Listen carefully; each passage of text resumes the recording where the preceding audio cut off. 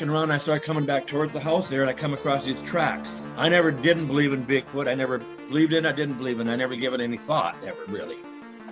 And I'm looking at these tracks, and I'm thinking, what is this? I know it's not no deer. Welcome back, everybody. This week's guest is Randy Bauer, a Bigfoot witness from northern Minnesota. He's got a lot of cool stories about experiences and sightings he's had on his property out in the woods just south of the Canadian border. There's also a book written about his farm, property, 40 acres, hunting land. I'm not sure if he has a farm. I have to ask him that. But there's also a book written about it by a gentleman named Mike Quast. Quast? But that is the thumbnail of this video, and you will find a link to that in the description, of course. Also, my new pseudo co-host podcast cohort, and just all-around good friend and buddy, biologist Wild Trees, will be joining us. You'll be seeing a lot of him in the near future. Also, just want to remind everybody to share this podcast, however you're watching or consuming it. Share, subscribe, tell everyone, follow me, Instagram, TikTok, Facebook, YouTube, of course, just all the things. We're going to get this sucker to 1 million, I promise. So without further ado, here is Randy Bauer, and of course, all those links are in the description. Randy. Everyone, we're here with Randy Bauer from the tundra of northern Minnesota, talking about his Sasquatch on his property. Randy, how you doing today? Very good. We've got my buddy Wild Trees, the biologist, on as well. I don't know if I've introduced him, and I don't know when this episode is going to air in the sequence. They could be tired of you. It could be your first time. We don't know. So, Randy, I know we spoke earlier in the week. You had an outline for me about some stories you were telling me, and I'm very anxious to hear them. So, what do you have for us? Well, you know what? I didn't write nothing down. I'm just going to go off the top of my head. I know everything that's happened here. That also works. Yeah. Do you want me to kind of start how this all kind of started for me anyways? Yeah, man. The floor is yours. You got all the time in the world. Okay. And maybe it's always been here, but I've been hunting since 12 years old, and I'm 63, and I know the woods very well. But anyways, after deer hunting on this land, I'll always would like to go back the next day, and check, see where all the deer go. And there was a little bit of snow, and it's probably the third week in November. It's about 8 years ago. And I'm walking back in the woods there, and I call it a blood massacre. All of a sudden I came across, it was about 1 foot wide and about 15 feet long, sprayed on the trees. But I could see 3 deer beds close together. Something killed 3 deer in their bed and didn't leave a track, didn't leave not one bone, nothing. And I thought, oh my God, a pack of wolves back here, and I got no gun or nothing. That's what I first thought. And then I didn't think no more of it. But I noticed after that, in our 40 acres and the surrounding land and all that, there wasn't a deer track. And we had snow on the ground. I was telling my wife, there's no deer back here. It's the weirdest thing. I've never come across that before. And then, like I say, I play in a band on the road. We play a lot in Wyoming, Nevada. We were gone. We come back in February. The snow 8 years ago was way past your knees in the woods, not drifting. It was deep. So I took the snowmobile, rode around some of the trails because it was going to be 40 below that night. And I knew that I could walk on the trails the next morning. The snow would be froze. So I did that. And I'm walking around. I started coming back towards the house there, and I come across these tracks. And then again, I never didn't believe in Bigfoot. I never believed in it. I didn't believe in it. I never gave it any thought, ever, really. And I'm looking at these tracks, and I'm thinking, what is this? I know it's not no deer. And they're 17 inches long, and they're 6 to 7 foot spread between each track, and they were in line. They weren't staggered. They were in line. They stepped across our river, the South Cormant River, which is kind of wide. For you guys down there, you'd probably call it a creek, but they call it a river. They stepped across that. I tried to follow it. I followed for about a mile going back towards the cedar swamp, and I just couldn't keep walking like that there. Every step was past my knees, and I don't have no snowshoes. So I called this place I sent the tracks to this place in Michigan, and they said, you got to send them to SRA in Minnesota, Sasquatch Research Association. So I did. Oh, and that guy, his name was Jim, head of it at the time, called me back right away. He said, Randy, you got a squatch. And that's how this all started. Thing about these tracks, though, I kind of ruined them not knowing what I was seeing at first, but I put sticks in them, and they were like between 6 and 7 feet. I put a stick here and there. And my camera on my phone, they're kind of blurry. They're not that great of pictures, but I do have those pictures on my old computer. And my thing about them, I noticed when they were going out south towards the highway, all of a sudden there was no more tracks. They just stopped. Nothing. So I don't know where they started from. I know they went back towards the swamp. And Jim from the SRA said they like to lay in the swamp, cedar swamp, because it's warmer. That's what he says. Okay. I don't know about that. I don't think I totally believe that anymore from everything I've had happen to me here. But anyways, they just stopped. And then he told me what to start looking for, structures and X's and all that stuff. So I did. And do I have a lot of them? And the ones I find, I don't post them on my little site. I know what they are before I do. There's no root base there. And all the years I've ever hunted in the woods, was it like 47 years? Not once have I ever seen sticks fly through the air, even in a storm, and land in an X or TP. Ever, never. That just don't happen. So that's how this all started. And then we have a trailer house in our yard, 12 by 60 for the band guys. When we come back on the road, we might be home for just a week. They might be from Florida, wherever they're from, they can't go home and come back again. And one night about 4 a.m, the guitar player was sitting on the picnic table by the house, by the trailer house there. And the next morning he said he'll never start out there again. He said he's seen something to walk through the yard that had red eyes. It was huge and it sounded like the Tasmanian devil walking through the yard. He watched it and scared the heck out of him. And when he told me that story, I thought he was just making fun of the stuff here, BSing me. About a month later, about 4 a.m, 2 of them walked through the yard and doing the same. I can kind of make the sound what they did, and I'll show you. They walked through the yard doing that thing. I kind of froze at first. We didn't have a yard light, so it was dark out there, but it was like 2 of them talking to each other. And I told Jim from the SRA about it. He said, Randy, look up the Sierra Sounds. Is that what you heard? Exactly what I heard. Wow. It was the same thing. Kind of like real? For real. It was just like this. I know what you're talking about. I can kind of do it, just don't laugh at me, but I'll do it anyway. Kind of like this here. It was like that. Right. That's a good impression. That's a good impression. It was exactly like the Sierra Sounds. Terry got up right away looking through the bedroom window. We couldn't see nothing. Then I got up. We listened to it for a good minute. So, and then it was coming from the highway side, going from the west going east towards the river. And we have 2 rivers in the back of our property that come together in a Y. And people like Doug Hychek that did Monster Quest, they say maybe that's why I have so much going on here from the 2 rivers and the power line. We have a big power line. What is that? What is the role the power line plays in a I don't know. But that's where they cross all the time. That's where I call them double class A sightings, not 500 yards away. And I think I seen one. They're like 50 yards away, and we look at each other, and they're standing up. I see really, really good. There's one thing about power lines that I thought would be an area where you see Bigfoot. And tell me if it's like that there. But a lot of times when there's power lines, cross through the woods, but the city or whoever, they have to clear off the area around the power line so they could access them. So I wonder, does that create like a little corridor, where the city clears off the land around the power lines? No, we don't even live by a city. Okay. We're not even close to a city. We're out in the country. You can't even see our house on the highway. Oh, he's talking about the power line cut that they cut to make the right of way for power lines. Yes, exactly. You've got that. I saw that on the map. Okay. Yeah, I have that. Yep. And there's nobody. I don't even talk to the neighbors about it. There's nobody saying, I'm going to go back and Randy's land back there or back in the state land and do something there and hoax Randy, see if he can find it. That is not happening. And in the state land, I call it landlocked. There's some farmers that own some land that landlock the state land. You can't even get on the state land unless you have permission.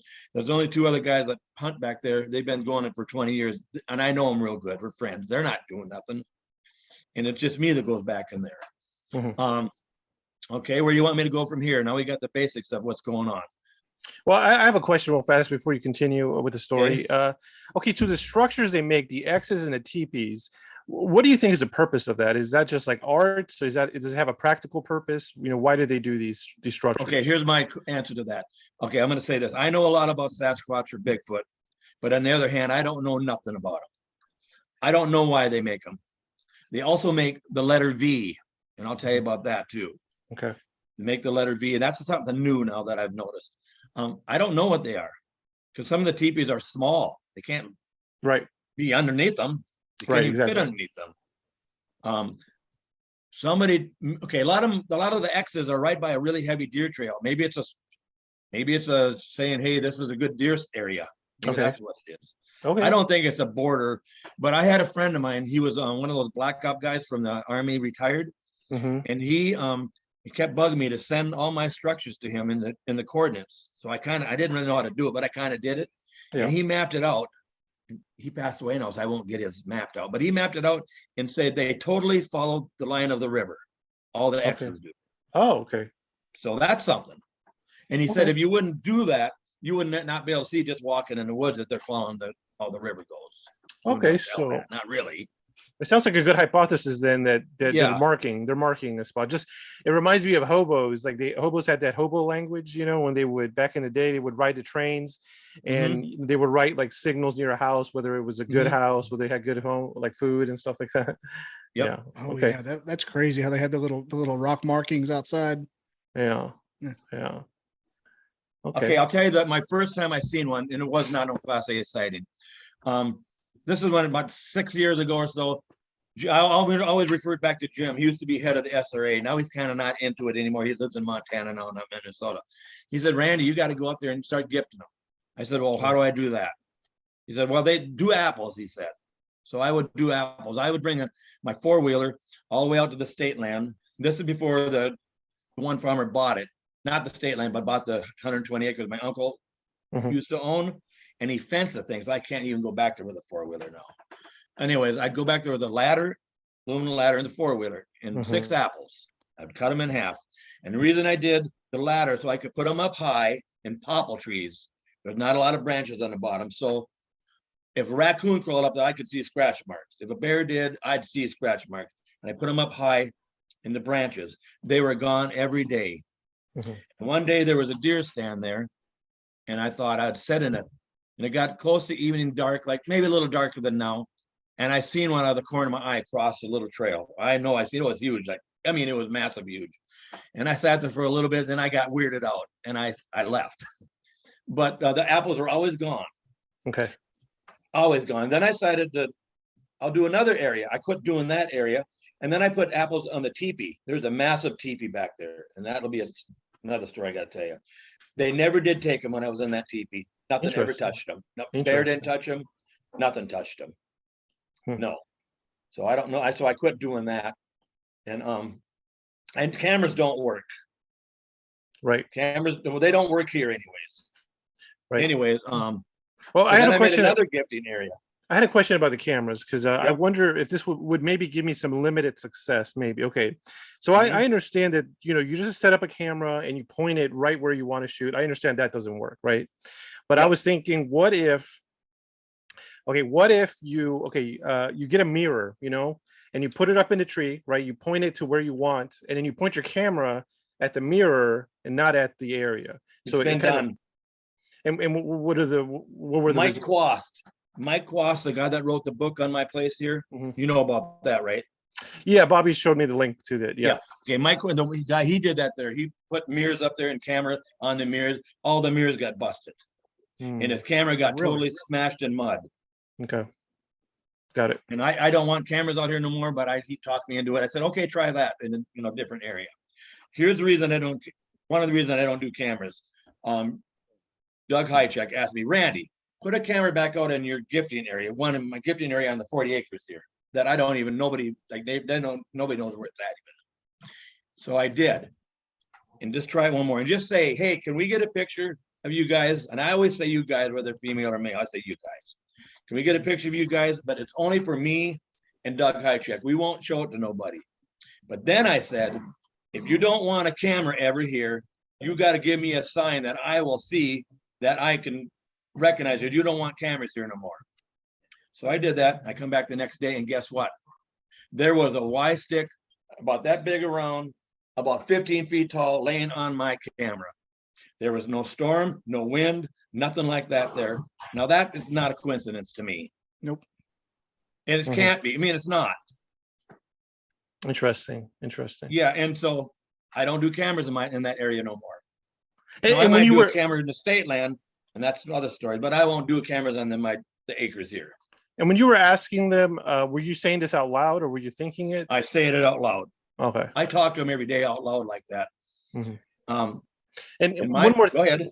One more thing. What would you guess their intelligence is? You think it's above humans, at humans, or slightly below humans' intelligence? Way above.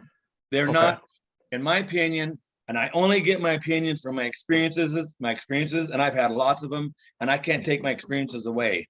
I'm not hallucinating. I'm not, I don't drug out. I don't do any of that stuff.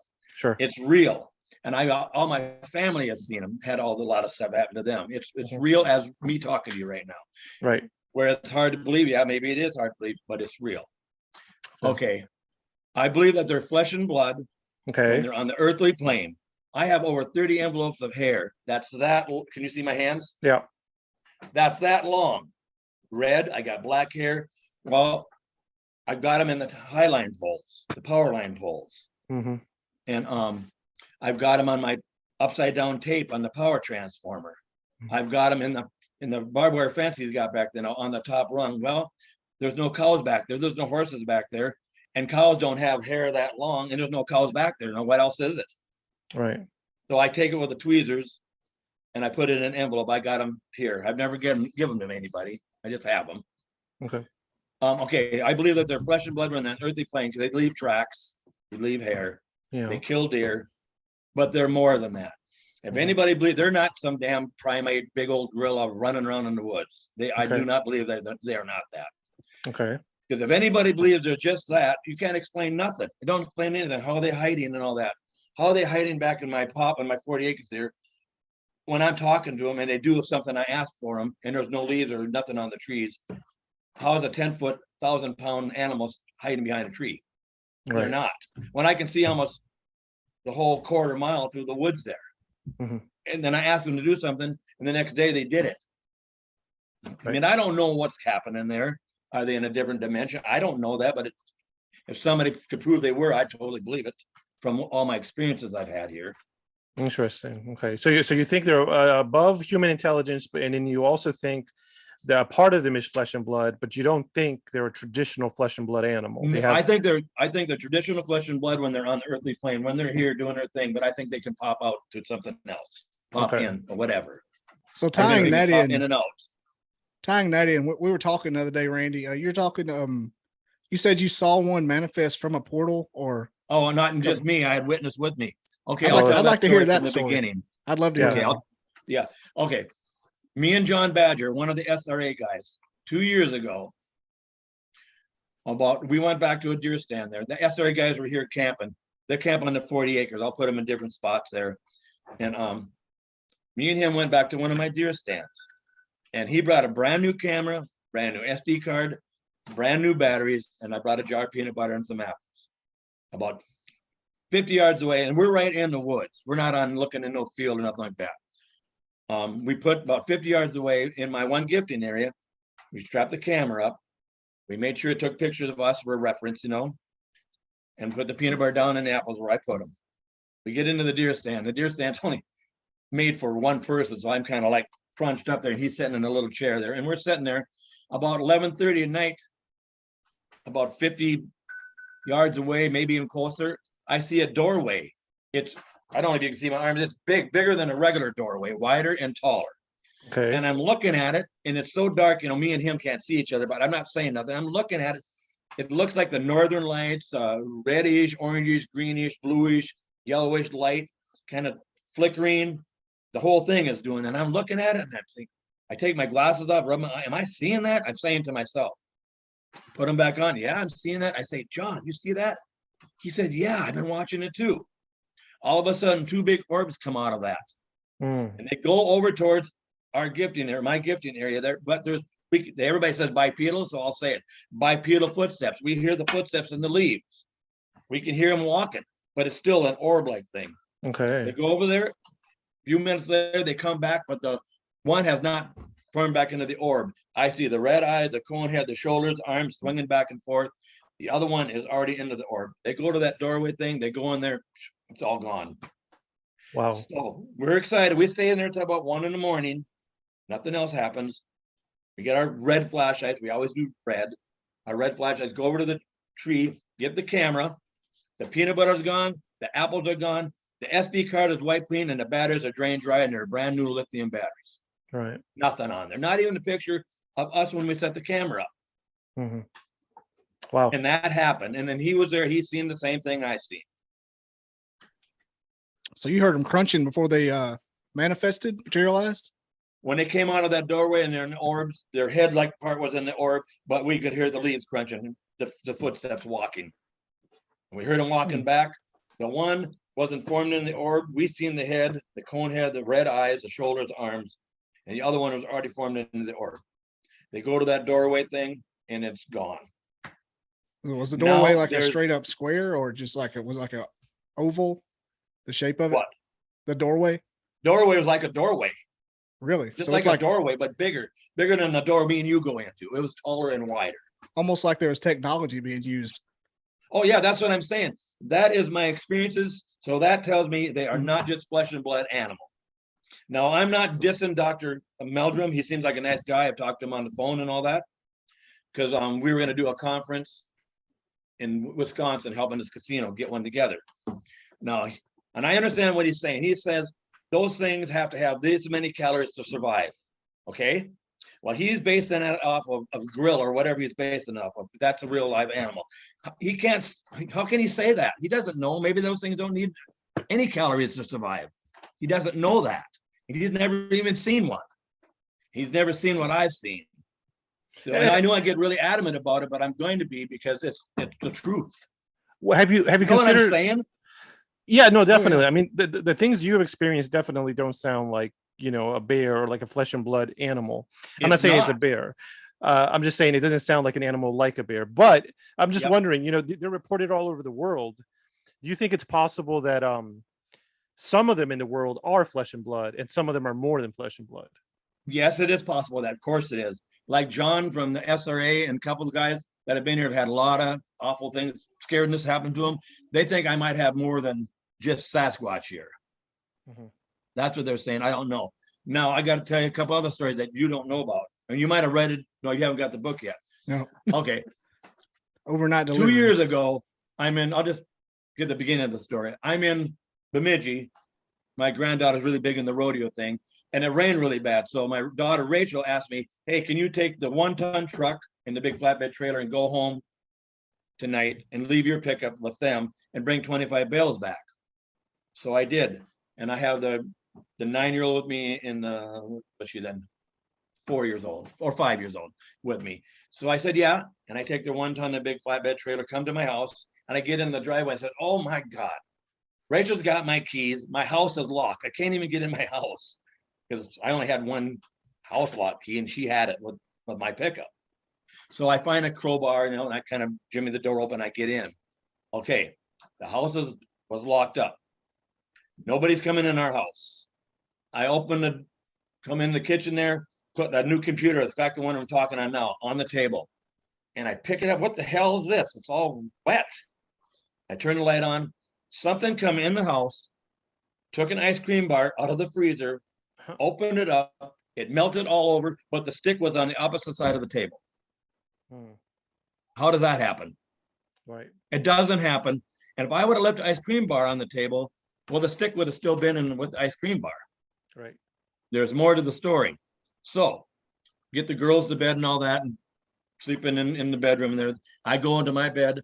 I'm getting ready to go to bed. I always lock my bedroom door. I've always done that. So I lock the house door, I lock the bedroom door. And I get ready to grab the covers and stuff, pull back, my hands get wet. I said, what the hell? Something pissed in my bed all the way down to the box spring. About a thing like this. It was the most sourest, rottenest smell I've ever had, ever. Wow. It was terrible. I had to take all the stuff off and go wash them. I couldn't even sleep in the bed. Okay, next week, everybody's gone.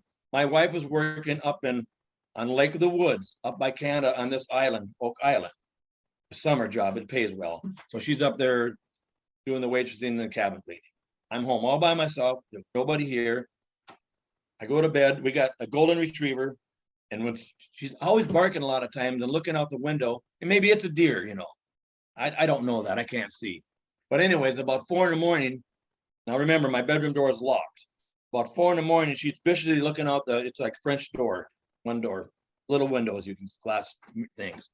She's looking out and growling really, really bad. And all of a sudden my door handle's turning back and forth.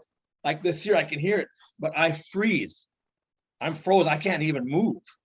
I've never had that before. I'm froze. And then eventually that stops and I go to sleep. The next morning on the clothes hamper, where my pants and stuff were thrown, I get up to grab them, and the clothes hamper is a good past my waist. The dog can't pee on them. It's not the dog. All my clothes were peed on again. The same icky, rotten, sour smell, totally soaked. Wow. Now, what's that? Right. That's Yeah, triple A sighting there. That's Yeah, I know it's and I'm not saying that's Sasquatch, but it's all going with what I got going on here. Okay. Right. Yeah. Now, go ahead. No. Okay. Yeah. I was just curious. I mean, you're already talking about it, but I was just curious about other high strangeness events, like the one you're saying, that may not directly be related to Bigfoot, but it may indicate that you're just in an area that has a lot of strange things, of which Bigfoot is just one part of. Right. Yeah. Okay. Now, Jim, and that's where I said, Randy, when you go out in the woods, you got to stop carrying a rifle. They know what a rifle is. So I did stop carrying a rifle. I didn't carry no rifle, and I'll never shoot one. That's not my point. We got cougars here. We got, lots of bear with cubs, and I don't want to get in between a mother bear and a cub and get in a real bad situation. And it's easier to bring a pistol or gun and not use it than not have it and need it. Mm-hmm. What I'm saying? Yes. And I don't want to shoot a bear either. I don't want to shoot the mother bear. Just like rattlesnakes here. Be even worse for me. Right. But anyways, he said, you got to stop carrying that rifle. We'll have a lot more experiences. He said, use a GoPro camera when you walk, put it backwards. Well, I don't have one.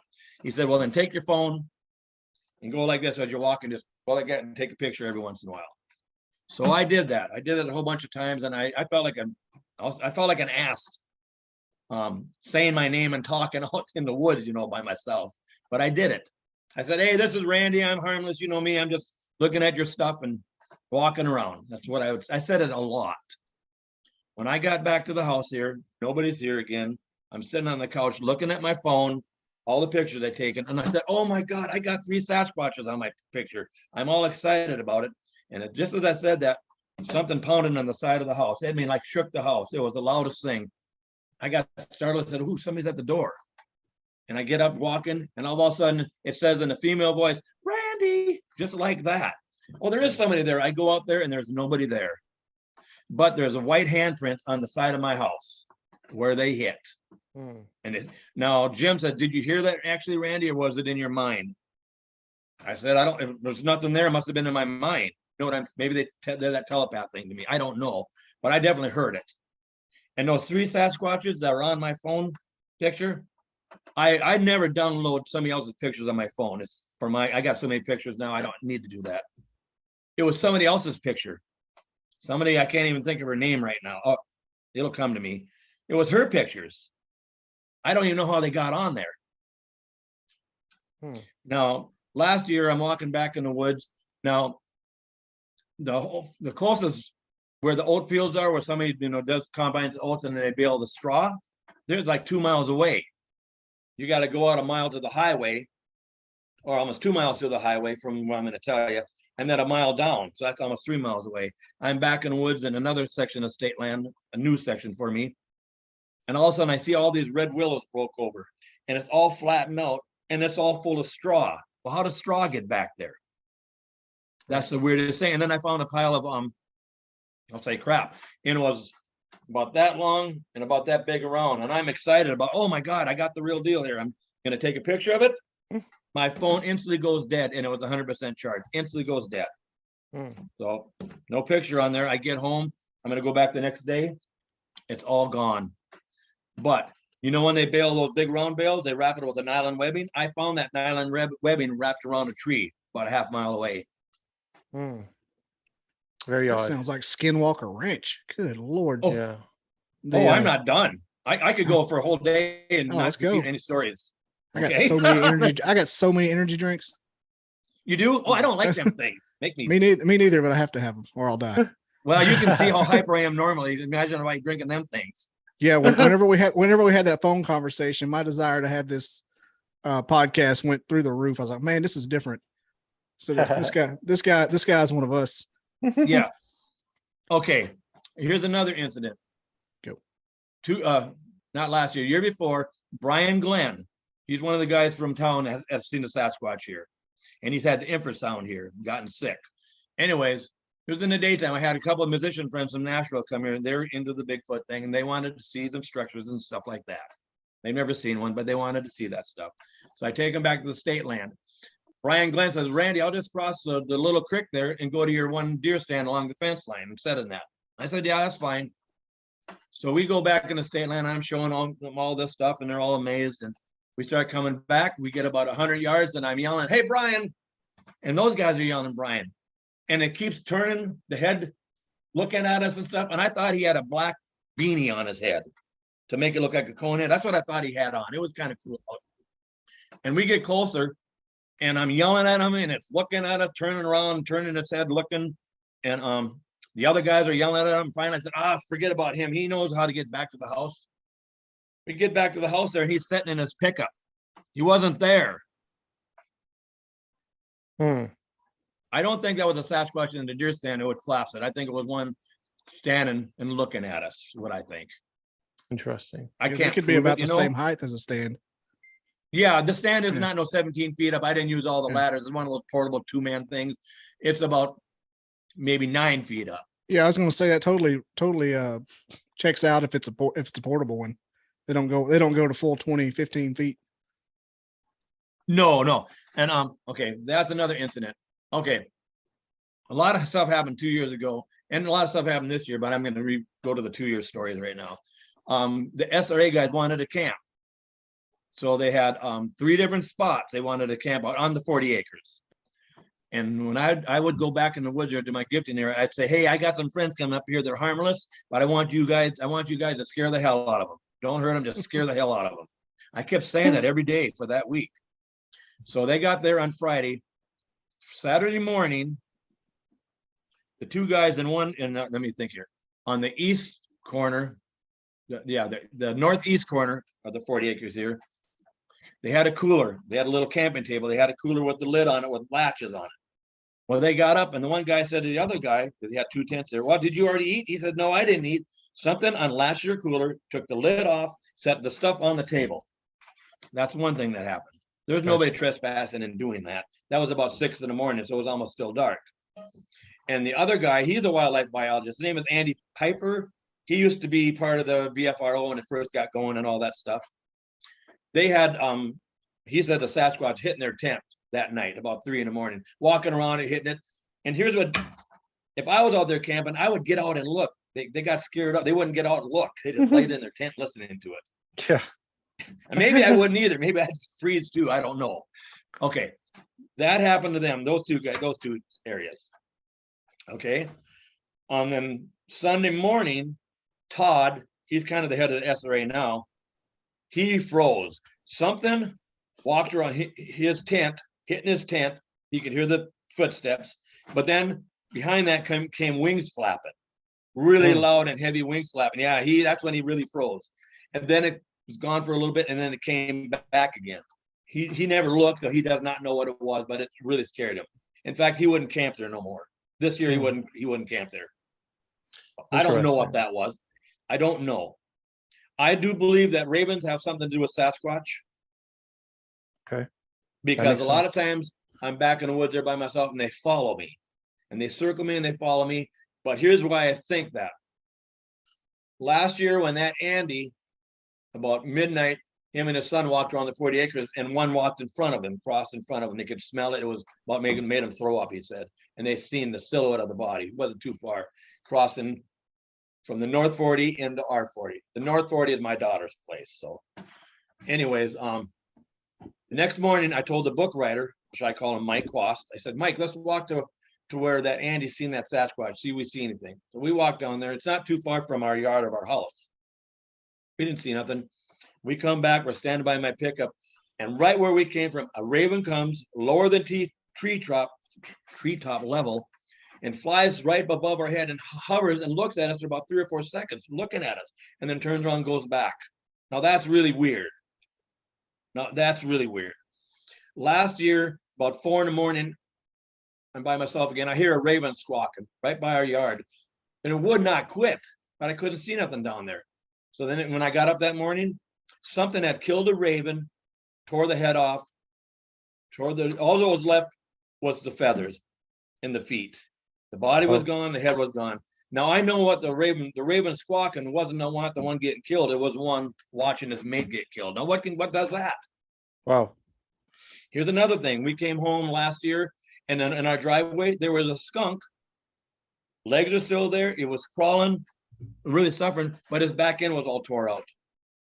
Like the scent glands were tore out. Now what does that? I know. That's crazy. It's definitely That's not really crazy. natural. I had to go put it out of his misery. It was, I had to go put it out of his misery. It was crawling on our driveway, but I looked at the scent glands were tore right out. Everything else is intact. The raven thing makes sense to me, like that ravens have something to do with the Sasquatch because they're intelligent, and like humans, we have something to do with Sasquatch. They mess with us, so it would make sense that if they mess with us or they interact with us, they would also be attracted to other intelligent species like a maybe raven. They're watchers too.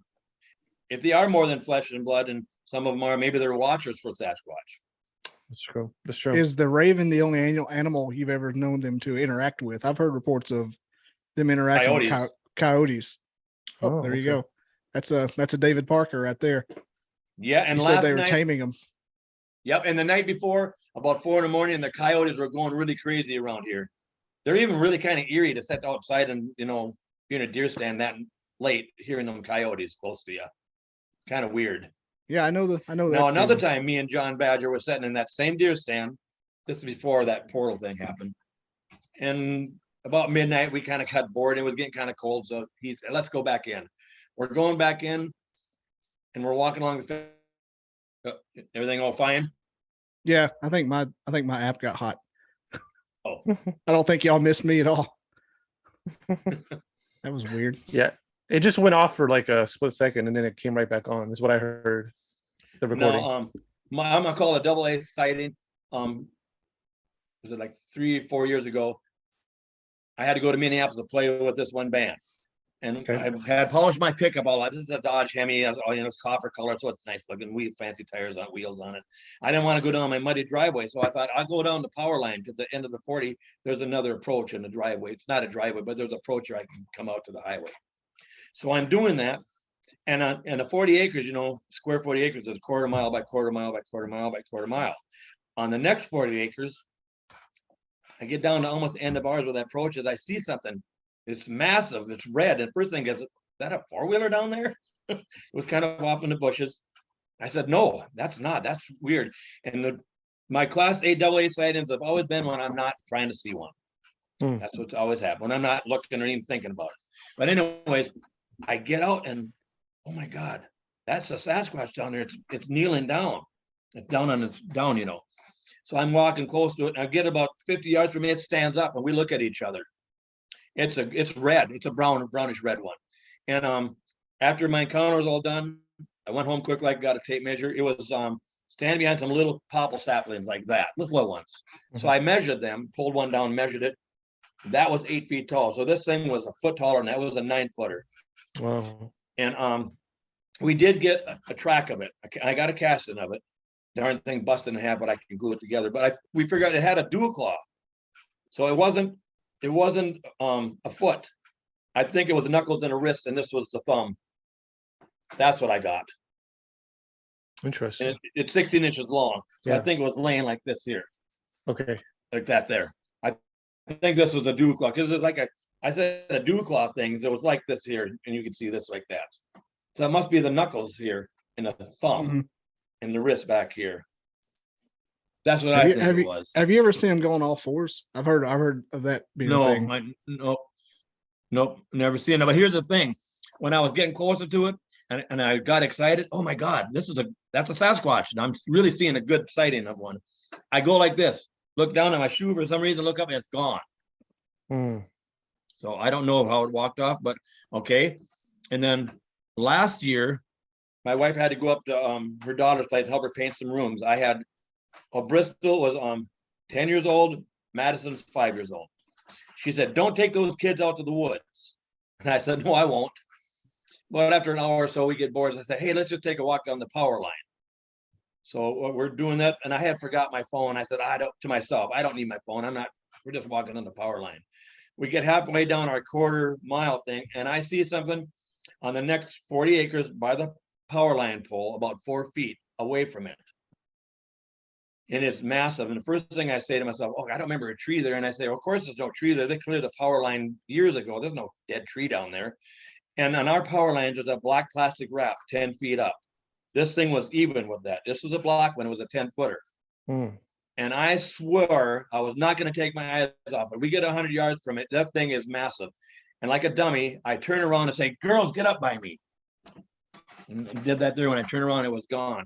I didn't realize, and I never talked to Bristol about Sasquatch. I didn't realize she was watching it too. And she said, Grandpa, I just seen a tall, hairy black giant walk in the woods. So she's seen it walk in the woods. And then I've never even showed her the Patterson-Gimlin film or any of that stuff. When we got to the house here, I asked her, well, how did it walk? She walked just like the Patterson-Gimlin film with her arms shaking, swinging back and forth. Now, if a bear's standing up, it's like this. Right. They're not arm down by the hands, down by the knees. So she's seen that. And then this winter in December, before we went up to that Oak Island, which I'm not going to do no more, I'm walking on the power line again, and I go to my gifting area, and there in the same area was that black one again. And this time I swear I'm going to do everything right. I get my phone out of my pocket. I keep my eyes on it. We're looking at each other. It sees me. And I try to get my phone and try to videotape it. And all I got was the grass. But you know what it did? It went poof, disappeared right in front of my eyes. I never took my eyes off it, just like I'm looking at you right now. Just so poof, gone. Was there anything associated with the disappearance, or was it just there 1 second and just not there? Was there any kind of? It was just there. I never took my eyes off of it. When I was trying to videotape my phone, I kept it like this here, going like this here, and I hit the button, and I didn't realize that I just had the ground until I got home. It just boom, gone. Okay. It did not walk off. Interesting. No oars present during that particular. No, or it was in the daytime too. It was in the daytime. Yep. It didn't get like the movie Predator and do whatever it does, cloak or anything. Right. It was just gone. Now, how would you say they compare to? How would you say they compare to the Patterson-Gimlin? Oh, just like it. Oh, so you think in the face and everything? Yeah, in the face and everything. Yes. Yep. Mm-hmm. I'm curious as to the authenticity of that. Just naturally. Just nothing to do with Todd Standing. I don't even know the guy or nothing like that. But that one picture on his movie there that shows that one before the apple, they don't look like that. Okay. That's not what I've seen. That doesn't look like right. What about the arms? Have you noticed, are the arms abnormally large compared to a human? Do they have long arms? Long arms. Okay. Yeah. Like, I guess like orangutan, long, muscular, massive. Terry's stepdaughter, she was coming home, I guess 2 years ago again, and from the east side of the ditch, it was crossing the road. She'd seen it right in front of her headlights, standing up. It scared the heck out of her. She won't even go back in the woods with me anymore. She won't do it. It did her in. She used to walk back with me once in a while, but she will not go back. I can't talk her into it. Here's another question that I wonder if you've pondered this question, but do you think, let's say the United States government, do you think the United States government, some part of it is aware of these creatures and they're keeping it secret? Or do you think they're right? I do, because listen to this story. John Badger last year in the fall, he was here with the SRA guys, and he was walking along the fence line to the state land, and he seen one jump the fence. It was like a sprinter, seeing it good, close. Now, I don't know if it's my phone email being tapped or Doug Highcheck's is, because the next morning he sent me the GPS coordinates of that and to Doug Highcheck. Mm-hmm. Okay. So that afternoon, he didn't send them to nobody else because I want to go back there. And I did find a deer bone stuck in a tree like this. Okay. But anyways, I want to go back there, see if I could see anything. Of course, I couldn't see nothing. And when I was back there, walking along that fence line, guess what? A small plane flies over me, around me in a circle. I wave at it. It didn't acknowledge me, but I knew it seen me because I could see the pilot. And guess what it did? It flew around that same GPS coordinates 8 times. So I told Doug Hytrek right away. We look up the flight pattern from Bemidji. That plane was rented from Bemidji and brought back to Bemidji. Okay. What's that mean? Is it me or is it Doug? I'm assuming it must be Doug Hytrek being tapped, huh? Right. Who knows me? Right. This is the first time I ever done anything like this. Even I haven't. Not that I'm scared to do it. I just haven't never done it. Interesting. So it must be Doug Hytrek, unless Doug Hytrek hired the plane. I don't know. Who knows? But that was really weird. Yeah. Okay. Well, yeah, that makes sense. Yeah. Mhm. Yeah. I mean, that's what I would assume too. I would assume the government is fully aware of him, but doesn't want to give it away because it's they probably don't understand it that well, and you don't want to scare the populace with the Right. stories. I can't imagine how crazy the environmental whack jobs would go if they did get revealed. I gotta think that's got to be part of it. Yeah. You wouldn't be able to do anything anywhere if that happened. No. This spring, here's how I know they listen to me. I put out. Okay, here's what I'm talking about. V's in one of the power line poles. There's V's. There's a letter V's scratching it about that big. 4 of them. They never used to be there. And back in the woods by one of my gifting areas, there's a dead stick in a crotch of a tree, and it's got the letter V scratched into it on the state land. That's too much of a coincidence to me. How's that happen? And why? What's the letter V mean? I don't know. But anyways, they really like venison. I put some venison out there. I think I know what V means. Yeah, and I put some peanut butter and apples out there. And I tried to lay the venison was still frozen. It was like hamburger and stuff. And I tried to lay it down on this dead tree, but I couldn't. So I put 5 dead sticks together like this. So the meat would lay right there. So I did that. I had a camera facing this way and a camera facing this way. And I said, do your magic. I said, I want you to take this meat and these apples and the food, and I don't want no pictures of you. Saying the opposite, everybody says. I don't want no pictures of you. So I did that. Oh, did I lose you? Nope. No, we're still here. Yeah, Oh, okay. he just closed his camera to do something. Okay, so I did that there, and I give it a few days. I come back there, everything is gone. Not one of the cameras have a pictures of anything on it. Not anything of what took that food and the apples and the peanut butter. And the sticks that I laid the meat in, they're all turned into V, the letter V. There's 3 V's there. That's why I think V's must mean something to them. Right. Okay. I did it again just a couple weeks ago. I did the same scenario. This time I put one camera on the food and I put the other camera facing that camera. And I said, okay, here's what I want you to do this time. I want you to take this first camera and I want you guys to twist it and no pictures on it. I said, the next camera, I said, I want you to have pictures on it, but I want you to do your magic. No pictures of what's taking all the food, but then I want the camera to work again. And I let that go for about a week. I went back there. All the food is gone. The camera I asked them to twist, it was twisted. And there's not a damn picture on it. Nothing, not of me when I came back. But the batteries are still good. So I don't even know if the camera even works. I haven't checked it out yet. And the other camera, guess what? There is pictures of deer going through there, a bear going through there. There is not one picture of what took the food. Not a one. There's a couple of days, but there's no pictures. And then the camera resumes again. And then when I go back there, there's pictures of me when I check the SD card out at home, pictures of me picking the camera up and being around there. So that tells me they're listening to me, but I don't see them. They're not there where I'm seeing them. How is a 1,000-pound animal hiding, Right. I can see maybe in the leaves a little bit, but I'm not yelling.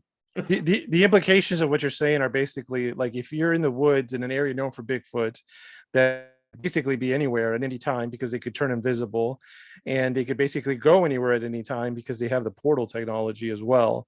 So yeah, it makes sense. You could probably literally just talk anywhere in the woods and they would most likely hear you. Or here's another theory, and I don't say I believe it or not, or they're in some other dimension and they can just look down and hear me whenever I'm out there.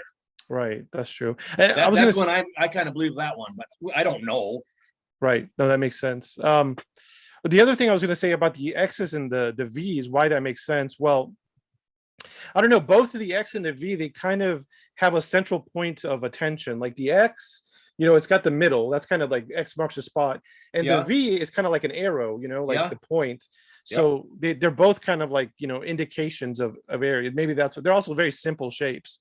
Yeah, But they to are. me- Yeah. To me, they seem to indicate attention at a certain point. So Yeah. perhaps that's why. But it's Maybe. like you were saying. Perhaps they indicate a marking. They're like a waypoint or of some kind.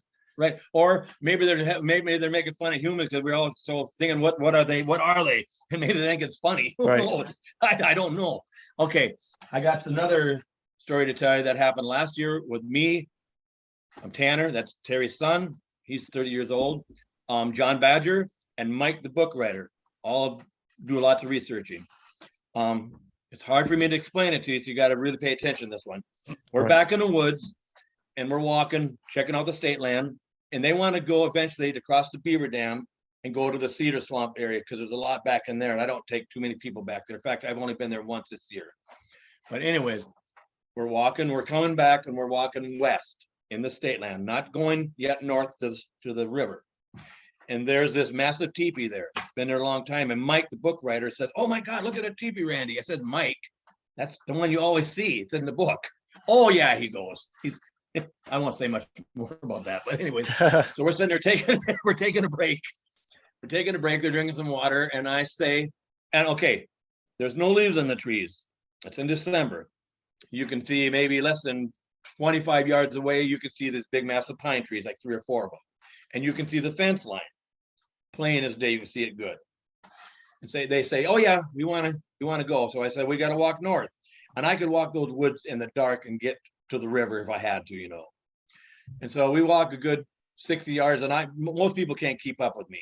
I can walk a good pace, even though I'm 63. We get about 50, 60 yards away, and I come across these 2 square holes, about like this, about that deep. Yeah. No trees around or nothing. I'm looking at it. What's this? It's kind of weird. I'm digging in them. Of course, I see nothing. I say, "You guys want to go?" They said, "Yes." So we walk a good 200 yards away.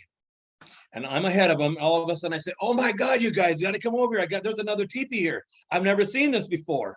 I'm all excited about it. We're looking at it. They get there. They're excited about it. Mike's inside the teepee. We're taking pictures. I'm taking video of it and all excited about it. And I say, "You guys, are you sure you want to go to the Cedar Swamp? Because once we get there, it's like 4 o'clock. We have to come all the way back. It's a long walk." Sure. "Oh no, let's not go. Let's just go home." So I said, "Okay, we got to walk south then." So we have to walk quite a ways to get to where those pine trees are. Took us a little bit, we did that. We get home, they're all gone. I'm looking at my video and stuff, and guess what? We weren't at no new teepee. We were at the one we had just left. Interesting. We were never at the one. We were never at there was no new teepee. We were at the one we had just left. And I went back the next day. There was a dust in the snow. Our tracks walked north. Our tracks walked north to those square holes, and they walked north to what we thought was a new teepee, and it wasn't. Because in my video, I can see the fence line and the pine trees. Interesting. When we were at the new teepee, we didn't see no fence line, no pine trees. And we were all standing around looking. We would have seen the fence line. We didn't see a fence line. We didn't see pine trees. We were walking on the teepee all excited. How does that happen? Right. I mean, I can't even how to explain it to you. Right. You know what I'm saying? What we walked north. Interesting. But we were not north. We were at the original teepee. But when So we many left more the wrinkles new in it. teepee, to get to those pine trees, we had to walk quite a ways to get to the pine trees, which are right by the old teepee. Sounds See like what a I'm trick. saying? Yeah, sounds like a trick. Like a trick was played on you. Yeah, exactly right. Now, after that happened, now just lately, I've been thinking about it. There have been times I've been back in there and I get almost a scared, like you're going on a roller coaster, that scared feeling in my stomach. I don't recognize nothing. And that's weird. I've been thinking about it lately. That's happened to me before back in there. And then I finally got to get my damn compass out and look which way to go. Hey everybody, the episode will resume shortly, but I had a ton of technical difficulties during this episode. It just happened to feature Randy talking about how electronics were affected by the phenomenon on his property. Not saying it was associated, but it was really strange. I never had hardly any issues with any of my equipment. Fairly new computer, fairly new router, fairly everything. And this sucker dropped like crazy during this episode. And this happened to be one of the major drops where I had to reboot all the things. Let's get back to it. I don't know what y'all did to my computer. Jesus H. Should I keep going? Yeah. Yeah, Well, Okay, I had a camera 100 feet away, and that's facing this camera on my deer stand. Well, that 100 feet away camera is too far away to take a picture of a Sasquatch by my deer stand. I come back there after a few days. My camera is twisted, and there's a picture from that other camera of that Sasquatch. He's kneeling down. That's that red one. It is massive, big, and the trees that I cut down for my shooting lane, they are moved and put in the crotch of a tree away from where I ever cut anything, and the branches are all twisted. Mhm. They didn't twist by themselves. They were twisted. They weren't broke off. They were twisted. So that Sasquatch did that. I got something else really good to tell you. And I'll just, since the recording just started, I just want to say I was asking Randy. Okay. I asked Randy what his relationship was with the Sasquatch, and he said that they respect him, although they like to have fun with him. They like to play pranks on him. That's the examples you're giving right now. okay, that's Yep, cool. yep. One of my questions was why do you think that they trust you exclusively? Because I've been doing this long, and I go out there in my mindset to have that I'm never going to shoot you. You don't have to worry about that. I say that all the time. I say that all the time, whatever comes to my mind, but it's always good. These Right. things are so intention based. It's not funny. Right. And here's another thing. Everybody says the same thing. What the heck was I going to say? Okay. Yeah. Last year I shot a deer. I dressed it out, and I said, here's the heart and liver for you guys. Like I say, I always say you guys, and I don't know if they're female or male. I say, here's heart and liver for you guys. I stuck it on broke a branch over and stuck it on there. I left. The next morning, and I'm one of those kind of hunters, hardcore. I set my deer stand dark till dark. I don't get out for nothing. I see a lot of deer that way. But anyways, I get back to my stand on that state land where I seen the portal and all that. And I look at my watch, it's 12 after 5 in the morning. And I say, oh, for dumb, I'm gonna have to sit here an hour and a half in the dark. And all of a sudden I get a knock. Louder, it was like really close to me. It like made the sky reverberate. It was really loud. I didn't think a lot of it. I'm sitting there, never heard nothing. Then less than a minute later, I get one to the left of me. Then I thought, oh my God, those Sasquatches here. I thought maybe I should get down. I said, no, I'm not going to walk around in the dark. And then it happened in front of me. So it happened to the right, to the left, and in front of me. I don't know what that meant. If they were thanking me for the gift, or they were just saying there's a human back here. I don't know, but it happened, and it was loud. It wasn't like hitting a tree. It was louder than that. It was like loud. And I never once did I hear a footstep.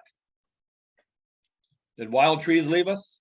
No, he No, just I'm turned s- his camera off. Still here. Oh, okay. Yeah. This has been the weirdest Zoom call, man. Ever since you Okay. started mentioning the electronic issues, it's been just going nuts. Okay, I got some Never more to happened. tell you. Cool. Last year, the couple of grandkids and my wife and her daughter was out playing in the yard, messing around in the yard with the softball, whatever they were doing. And all of a sudden they heard a really loud crack. They come running in the house here to tell me. I go out there, and guess what? There was a 4-way Y stick planted in our yards, laying in our yard. So I know what the crack was. One of them Sasquatch must have busted off the dead tree. It was a 4-way Y stick and threw it out in the yard. Last year, Samantha, that's Terry's daughter, she's 30-some years old, was outside, and I was gone. I was with the SRA exploring a new spot, and she called me. She was frantic, real scared. She says, Randy, there's something happened. I heard some knocks out in the woods, and I feel like I'm all disoriented. And I said, well, go out on the deck and tell them, say hi to them and say, I mean you no harm. I've seen you before, and it's all good. And she said that, and she got knocking back at her after she said that. That's So, Interesting. yeah, isn't it? They're eager to communicate. Yeah, That's there you interesting. yes, they are. Yeah. Mhm. Have you ever noticed a correlation between the people that they do trust versus the people who seem to not get any response? Like, is there a common characteristic? No, I haven't noticed that. No, I haven't. Now, here's another thing. When this all started, there was this guy named Chad Lewis. He writes a book from Wisconsin on paranormal and Sasquatch and all that. Well, he was doing a book tour. He came to Blackjack. I decided to go to it. And when he got done with this thing, I wanted to tell him what I got going on here. But there was a neighbor guy, as a crow flies, like 2 miles down the road. It would be west of here. Well, he was there, and I said to myself, I'm not going to talk about my stuff until he leaves. Well, he started talking about, he said to this chat, I got Sasquatch over there and Dogmen over there. They're there all the time. They hit my house and blah, blah, blah, saying all these stories. I said, Ron, I got the same thing at my house. He did not know about my stuff. I did not know a thing about his stuff. How far away is Chad, that? huh? How far away does he live? Oh, as a crow flies, probably 2 miles. Okay, yeah, you said that. Mm-hmm. No, I did talk Chad Lewis into coming back here, and he'd never been to a spot that had so much activity or so much evidence that he could see. It's probably the same group then. If he's seeing them 2 miles It must away. be. Yeah, it must be, because across the road on the neighbors, hunters over there, they got teepees and stuff over there too, and they don't even do anything about Sasquatch stuff, but they let me go over there anytime I want to. And there's like a couple thousand acres of state land over there that I hardly ever get to explore over there.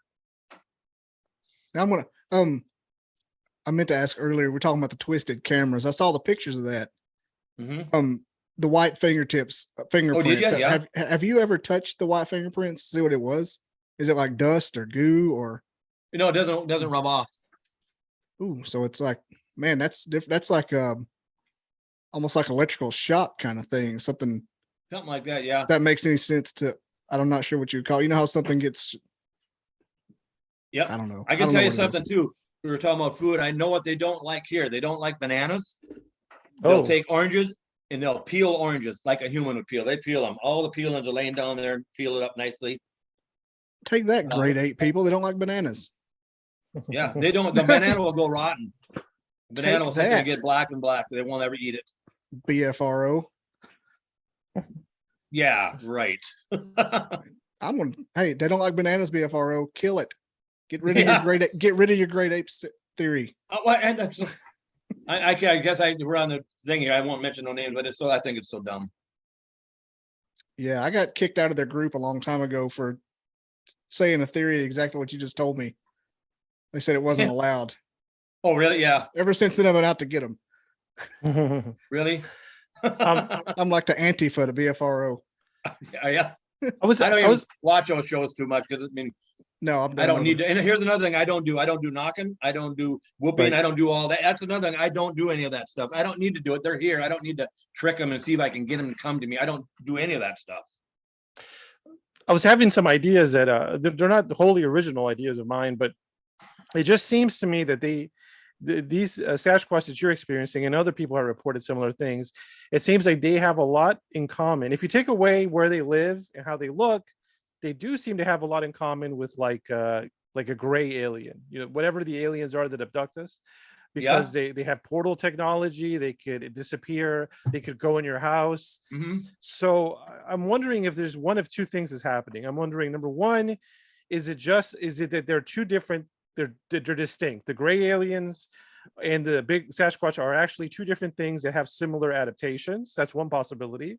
And the other thing that's really odd is they're almost polar opposites, because if you look at what does a Sasquatch represent? It represents the earth.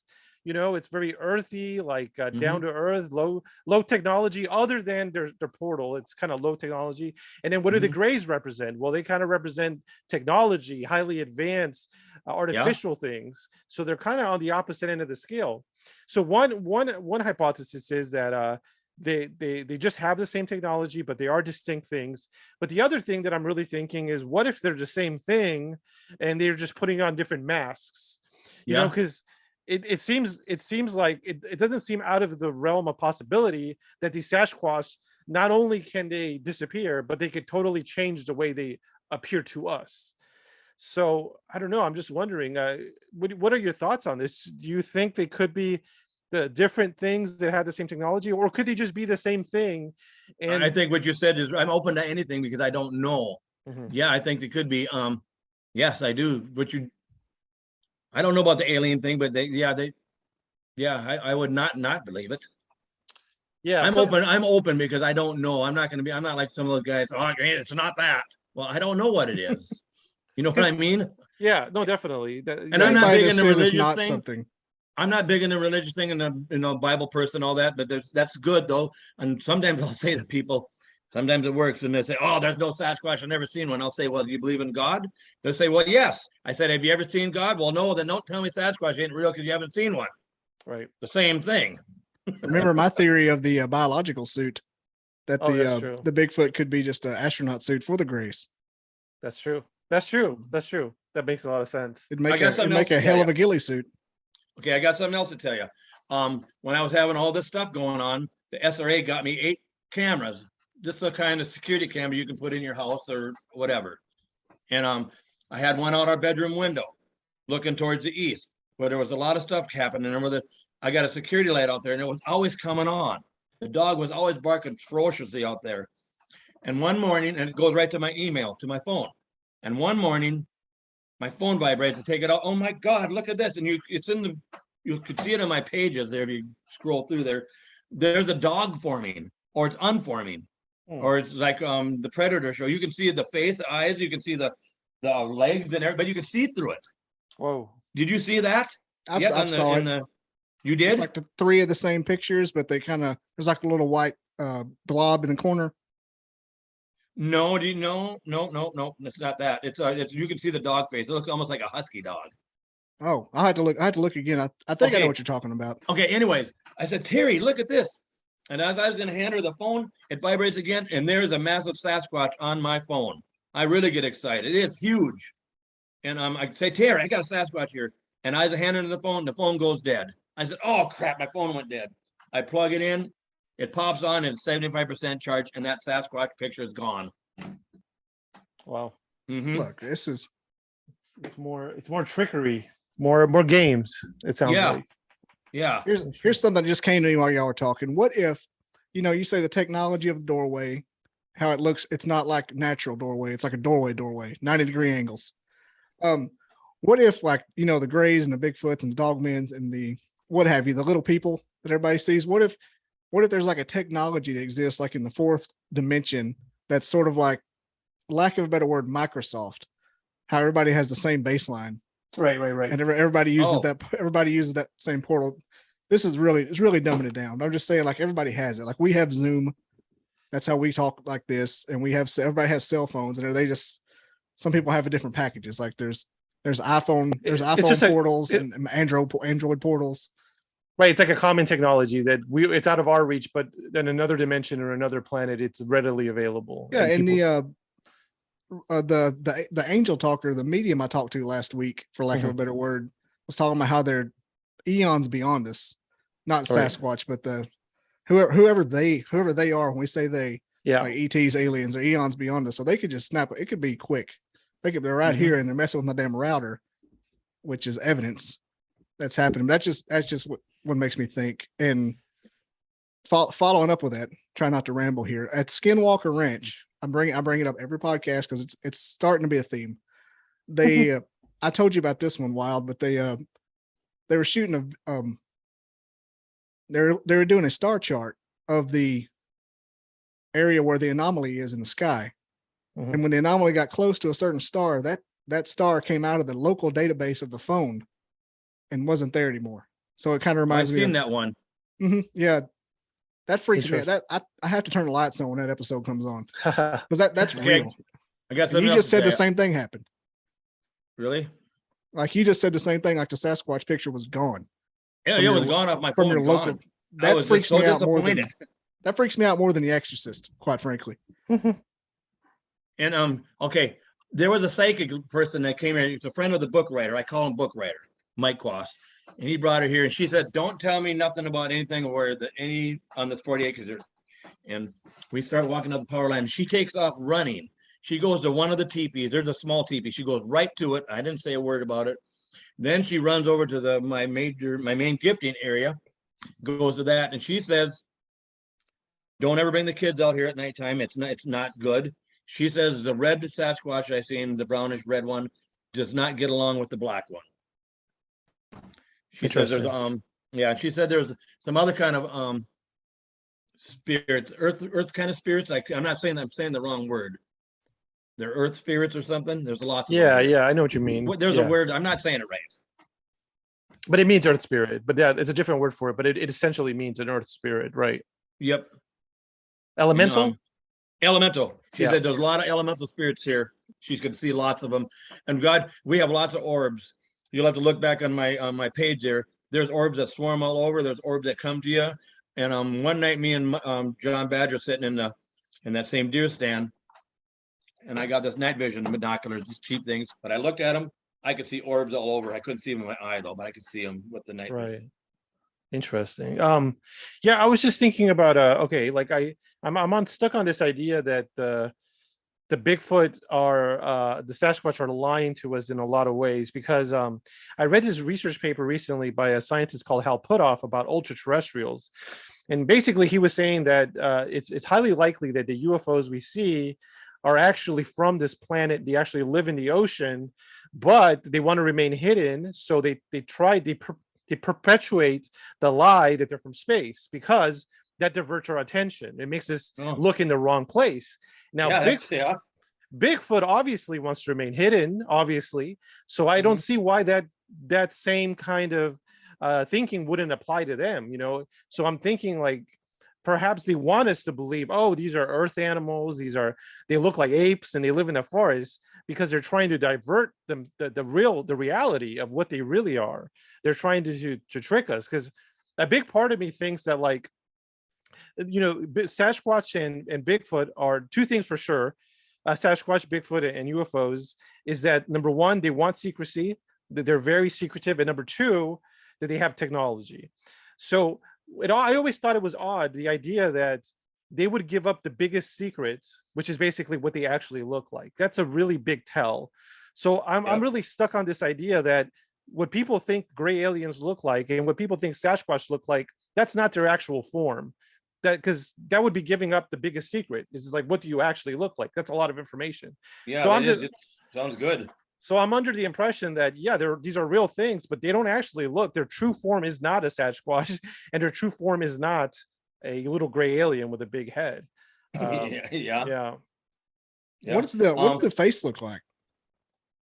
In your experiences, Randy, the face of a Bigfoot. You know, give me 1 second here. I'll show you what it looks like. Oh. What if he came back with a head? No, I don't have a head. This just got real. No, it's a statue. This is what it looks like, what I see right here. That. Hang on, spin it around a little. Okay. There. That's what I see. That's what the face looks like. Interesting. So the common face that we see. The common face, yeah. That's what I've seen anyways.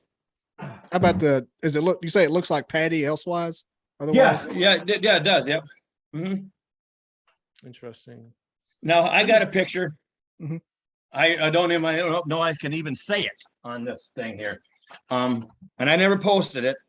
I mean, it was at nighttime. I had a camera out, and a bear came out to the power transformer thing where I had an apple there. Well, the bear's looking at the apple, walking off, coming back, looking at an apple. All of a sudden, it stops and it looks towards the south on the edge of the woods. And there's a picture, and it's lit up, and it's about that long, about that big around, hanging down. So you get what I'm talking about. I got it on my other computer. I've never shared it with nobody. It looks like the male thing. Is what it looks like to me.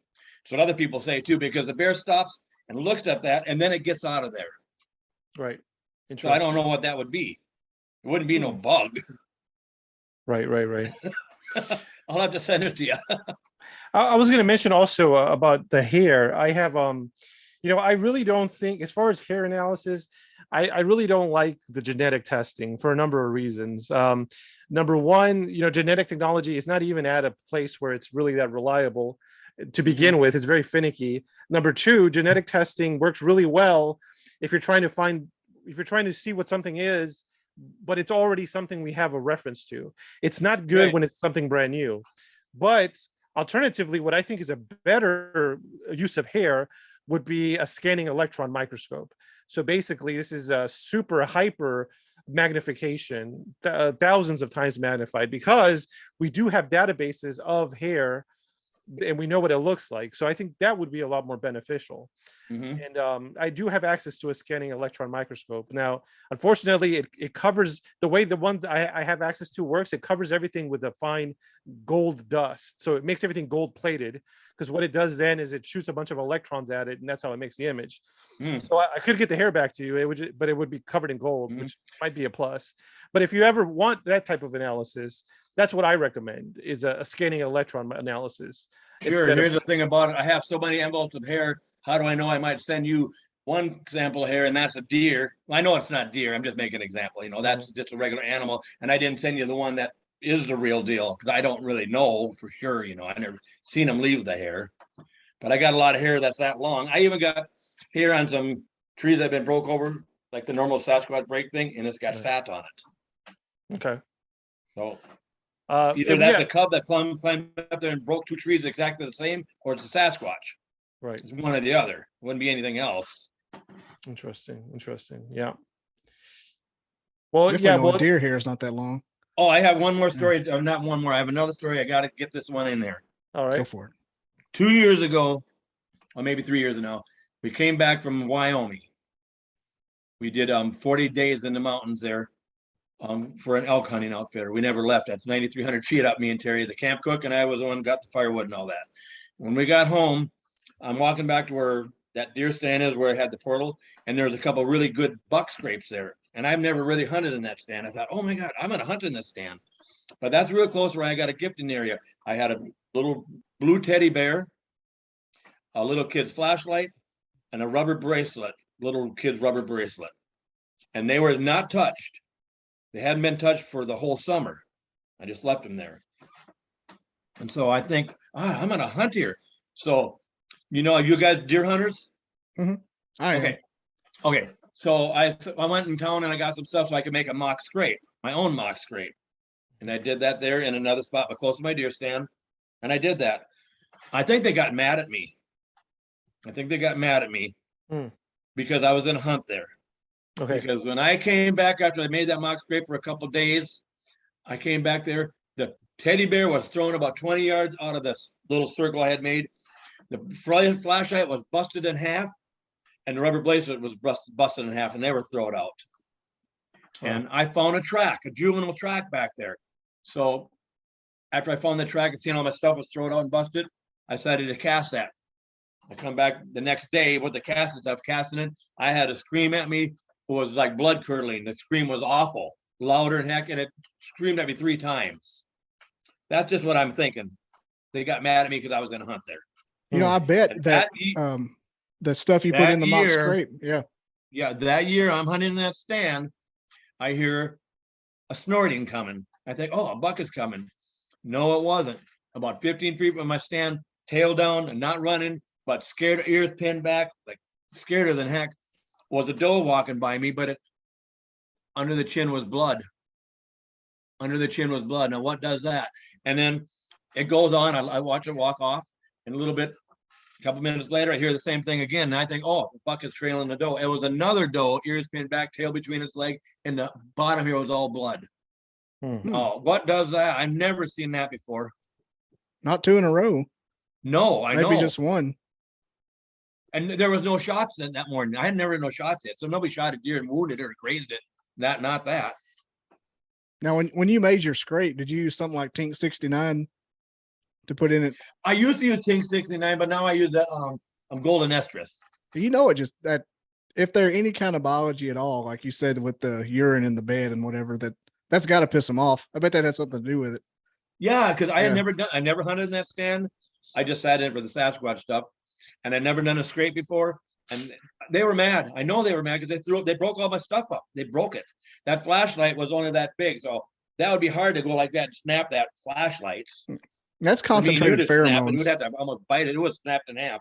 And the rubber kid's bracelet, about that wide, was torn in half, and the stuffed animal was thrown. Mm-hmm. Now, all summer, that stuff was never touched. All of a sudden, and then that screaming at me, that screaming was like crazy bad. Hey, you might have interrupted the Bigfoot mating season with that estrus. Might have thrown him into a tizzy. Yeah. That's concentrated. I know. That's concentrated pheromones. No, smells like hell. Thing. I am not scared of them, but I never sat in the woods by myself at nighttime. I just can't get myself to do it because I don't know what I'm getting myself into, I guess. I'll put it that way. I don't know what I'm getting myself into. There could be more than Bigfoot out there too. I know there could be. Which is worse. With all I got going on here, so much going on. Yeah. But I'll set out there with somebody else in a deer stand, then I'll do it. But not by myself. Yeah, I can't be the less Stroud guy. you don't. Maybe you don't I want could do it. I suppose I could. I mean, I'd have to force myself. But I'll walk out there at 5 a.m. though to my stand. Yeah, I think if it was they were actually a danger, there'd be a lot more. Well, I say that as I watch Missing 411, what I was about to say. Yeah. Because you don't know. I mean, I was going to close out soon. I had one more thing. I was going to circle back to using my favorite Jen Psaki quote. Circle back to what were you doing when you got turned around looking for the teepee? That almost, the way you described it, just at the nuts and bolts of it, sounded like an alien abduction. Yeah, I know that event sounded like an alien abduction. Yeah, it had all the signs of it. You know, you don't know where you are. We were here, we were there. Our tracks pointed north. No memory of it. Yeah, it was I mean, weird. Do you have any kind of memory like of not from that event, but like have you ever like thought maybe you were abducted by aliens? Like, no, I've never had that thought ever. But in the same spot, last year I told Tanner after the meat and the hand thing, I said, let's go back by that meat and stuff. Let's sit down on. I'll find a dead tree. You find one close to you. And he said, yeah. And just shut our eyes. Just sit here. Just relax and see what happens. Wasn't too long. At the same time, I'm going to tell you what he says. Something happened to me. He says, oh my God, you smell that really terrible, bad, dead smell. And as soon as he said that, something hit my tree. Almost knocked me off. I quick opened my eyes up. We didn't see nothing, but then we had bird whistling at us. I didn't see no birds in the area. I can't whistle like a doo, like that. Right. About 7 times. I never seen a bird. Never seen a bird fly off. We've heard of them mimicking owls. Very effective fishing. That was almost got turned into a skeptic because of that particular thing. But you know, if that's the only chink in that guy's story. And well, Mike, the book writers heard kids out in the woods sitting in the stand. There's no kids out in the woods back here. No, hell no. We've heard kids. We've heard elk.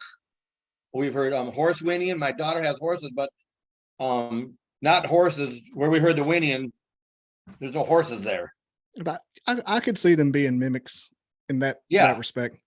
Yep. But especially because I can do as good of a hoot owl hoot as what he sent me, because just being able to stir the owls up in the woods.